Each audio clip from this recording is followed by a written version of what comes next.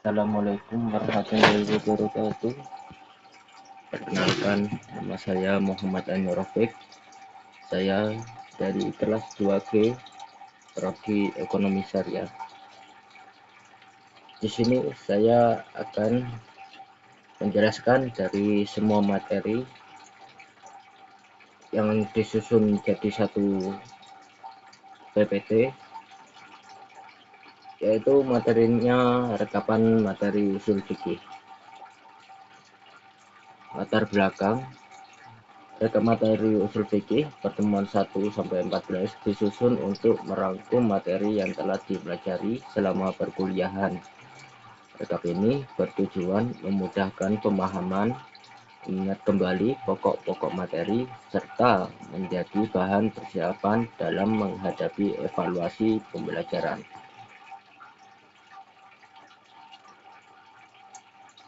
Di sini saya singkat semuanya materinya. Yang pertama yaitu orientasi perkuliahan dan niat menuntut ilmu. Niat menuntut ilmu. Yang pertama, menuntut ilmu adalah ibadah, sehingga harus diniatkan karena Allah Subhanahu wa Ta'ala. Niat yang ikhlas menumbuhkan semangat belajar dan menjadikan ilmu lebih bermanfaat. Yang kedua yaitu orientasi perkuliahan. Materi meliputi sumber hukum Islam, amar dan nahi, lafaz umum dan khusus, qiyas, ijma, nasak, dan istinbat hukum. Metode pembelajaran, ceramah, diskusi, presentasi, tanya jawab, dan penugasan.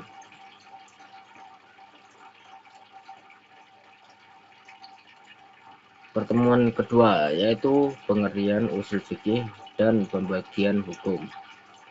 Pengertian usul fikih. Usul fikih adalah ilmu yang membahas kaidah dan metode untuk menetapkan hukum Islam berdasarkan dalil-dalil syariat, Al-Quran, As-Sunnah, Ijma, dan Qiyas. Pembagian hukum yaitu yang pertama hukum taklif, wajib, sunnah, haram, makruh, dan mubah. Yang kedua hukum wadi, sebab, syarat, dan mani atau penghalang. Pembagian kalam. Pembagian kalam. Yang pertama, kalam khobar, berisi berita atau informasi, dapat dinilai benar atau salah. Contoh, kisah para nabi, sifat-sifat Allah. Yang kedua yaitu kalam isya, berisi perintah, larangan, pertanyaan, atau permohonan, menjadi dasar penetapan hukum syariat. Contoh, perintah sholat dan larangan zina. Pertemuan ketiga yaitu menjelaskan tentang amar, nahi, dan dalalah hukum. Pengertian amar yaitu lafaz yang berisi perintah dari pihak yang lebih tinggi kepada yang lebih rendah, atau juga pada dasarnya menunjukkan hukum wajib kecuali ada dalil yang mengalihkannya. Pengertian nahi yaitu lafaz yang berisi larangan melakukan suatu perbuatan, pada dasarnya menunjukkan hukum haram kecuali ada dalil yang mengalihkannya. Dalalah hukum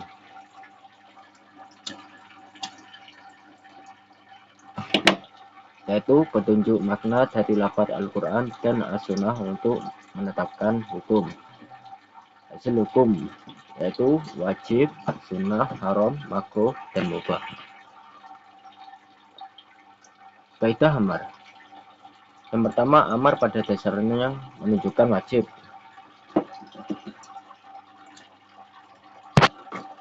Yang kedua, perintah harus segera dilaksanakan jika tidak ada dalil penundaan. Yang ketiga yaitu amar tidak selalu berarti berulang kecuali ada dalil. Yang keempat, amar setelah larangan umum menunjukkan mubah. Yang kelima, perintah juga mencakup sarana yang diperlukan untuk melaksanakannya, misalnya wudhu sebelum sholat.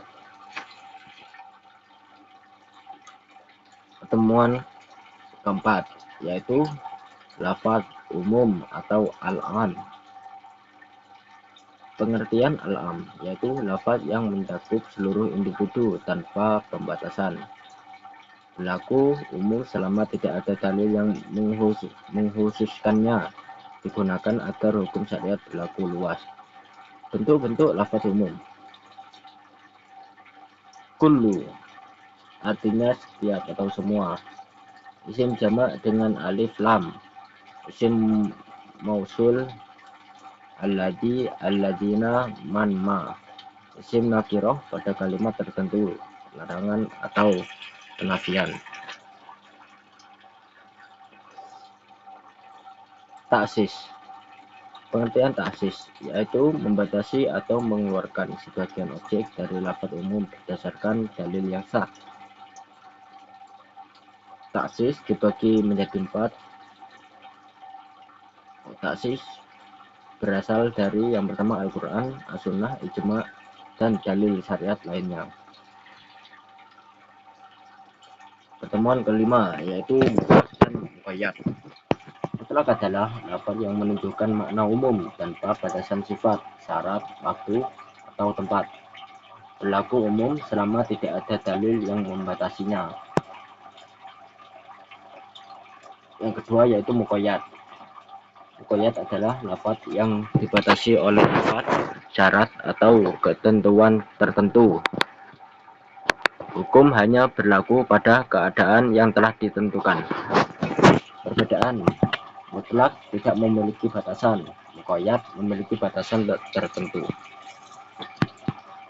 Kaidah mutlak dan muqayyad.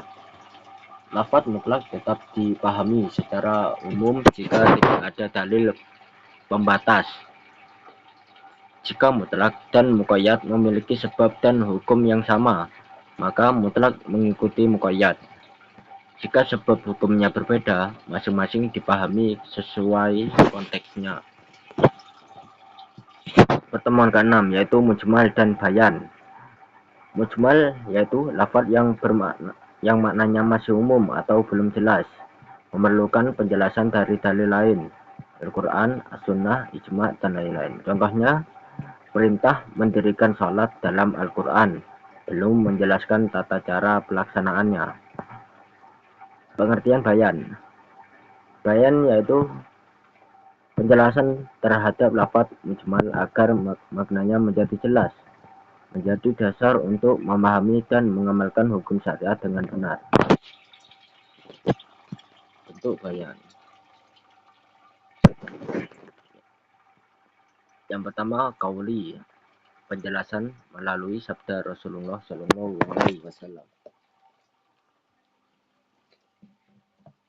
Yang kedua, fi'li, penjelasan melalui perbuatan Rasulullah SAW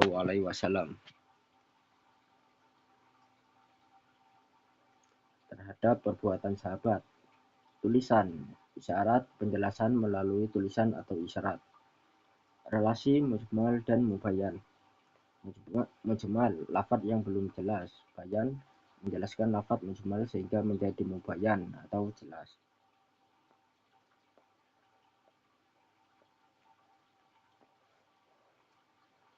Contoh, tata cara salat dijelaskan melalui hadis Nabi Muhammad SAW. Pertemuan ketujuh yaitu zahir dan takwil. Zahir adalah lafaz yang maknanya langsung dipahami sesuai arti yang tampak, menjadi dasar penetapan hukum selama tidak ada dalil yang mengubahnya. Yang kedua yaitu takwil. Takwil adalah mengalihkan makna zahir ke makna lain karena dalil yang lebih kuat. Secara takwil yaitu yang pertama ada dalil yang kuat. Yang kedua sesuai kaidah bahasa Arab. Yang ketiga tidak bertentangan dengan Al-Quran, As-Sunnah, dan Ijma. Dan yang terakhir dilakukan oleh ulama yang kompeten. Perpindahan makna.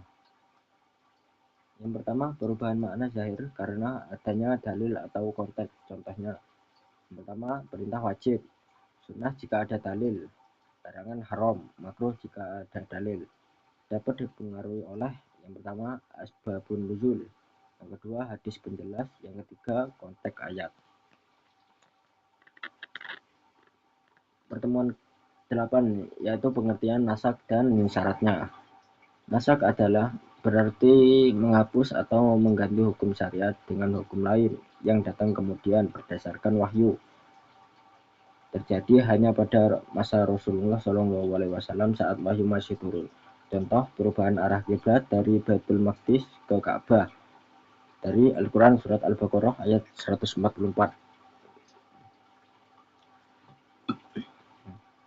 Syarat nasak. Yang pertama, kedua hukum berasal dari dalil syariat atau Al-Quran atau As-Sunnah. Dalil nasak datang setelah mansukh. Kedua dalil tidak dapat dikompromikan. Hukum yang dihapus adalah hukum syariat yang bersifat praktis. Yang terakhir, ada bukti yang jelas tentang terjadinya nasak. Hikmah nasak. Yang pertama, memberikan kemudahan bagi umat. Yang kedua, menunjukkan kasih sayang Allah Subhanahu wa Ta'ala. Yang ketiga, menguji keimanan dan ketaatan kaum muslimin. Yang keempat, mewujudkan kemaslahatan umat. Yang terakhir, menunjukkan syariat Islam diturunkan secara bertahap.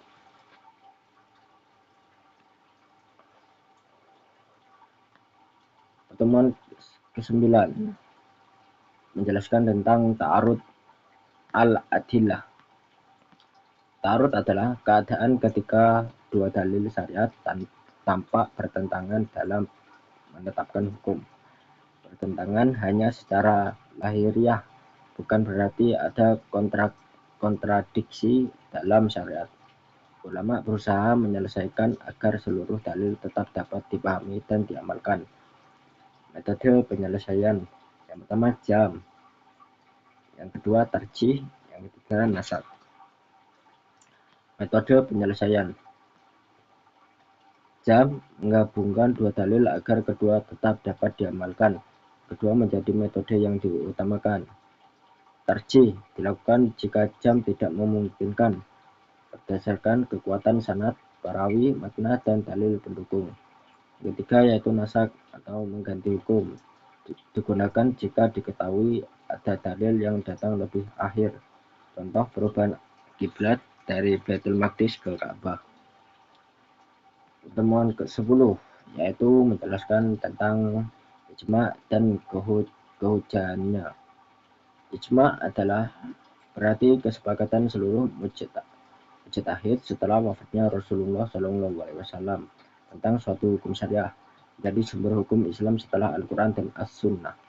Kehujahan ijma diakui mayoritas ulama sebagai dalil atau hujah yang sah berdasarkan Al-Quran dan hadis. Berlaku jika yang pertama disepakati seluruh mujtahid, kedua tidak bertentangan dengan Al-Quran dan As-Sunnah. Jenis-jenis ijma. Yang pertama ijma sarih, yaitu kesepakatan yang dinyatakan secara jelas oleh seluruh mujtahid memiliki kedudukan paling kuat. Yang kedua ijma sukuti, sebagian mujtahid berpendapat, yang lain diam atau tidak membantah. Yang kedua, kekuatan hukumnya masih diperselisihkan ulama berdasarkan masa. Ijma sahabat. Yang kedua, ijma ulama setelah masa sahabat. Pertemuan ke-11 yaitu hujjah af'al Nabi dan khabar. Af'al Nabi, semua perbuatan Rasulullah SAW yang menjadi pedoman dalam syariat.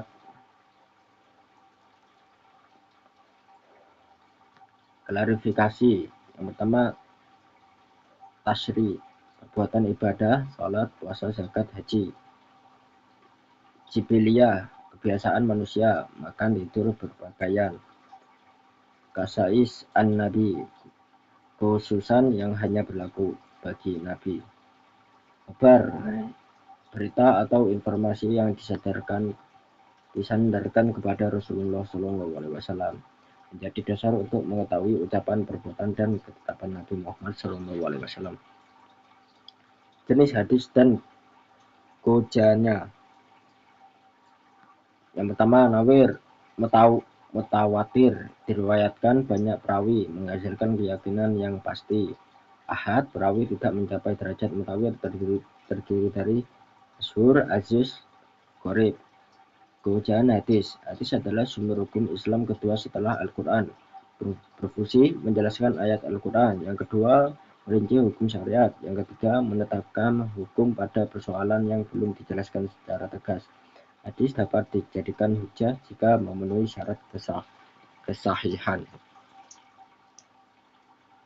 Pertemuan ke-12 yaitu menjelaskan pengertian tentang kias dan rukun kias.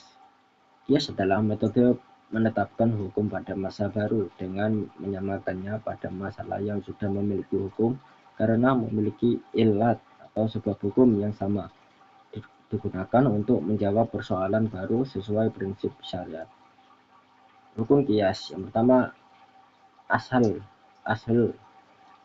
kasus yang sudah memiliki hukum. Yang kedua, far'u, kasus baru yang belum ada hukumnya. Yang ketiga, hukum asal, hukum yang berlaku pada asal.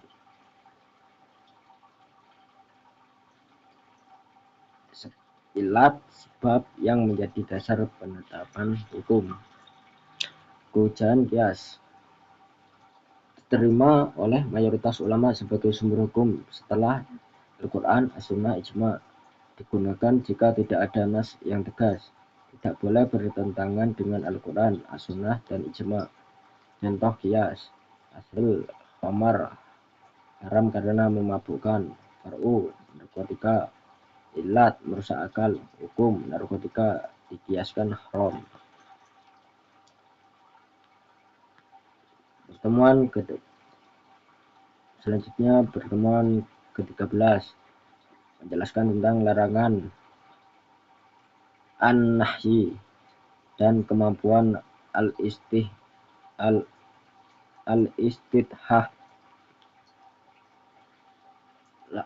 Larangan an-nahyi, lafaz yang memerintahkan meninggalkan suatu perbuatan, pada dasarnya menunjukkan hukum haram kecuali ada dalil yang mengalihkannya.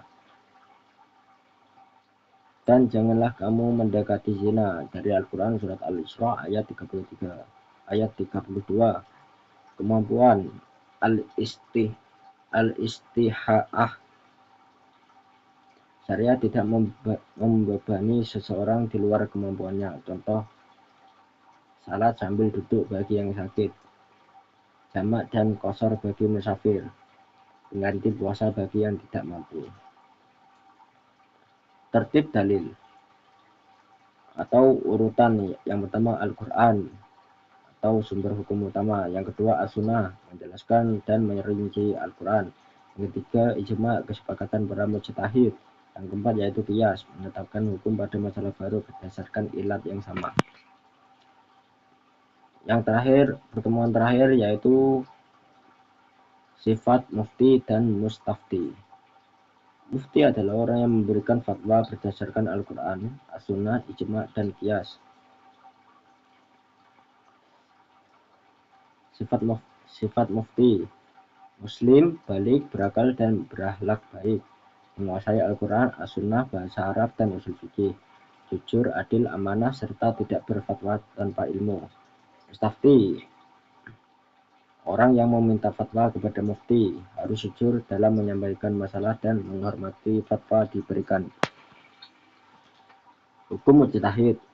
Yang pertama, ulama yang mampu berijtihad untuk menetapkan hukum Islam dari dalil syariat.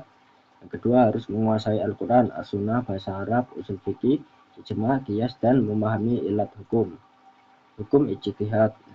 Yang pertama, benar dalam ijtihad atau mendapatkan 2 pahala. Keliru dalam ijtihad mendapatkan 1 pahala selama dilakukan sesuai kaidah syariat. Itu saja yang bisa saya sampaikan, kurang lebihnya saya mohon maaf sebesar-besarnya. Akhirul kalam, wassalamualaikum warahmatullahi wabarakatuh.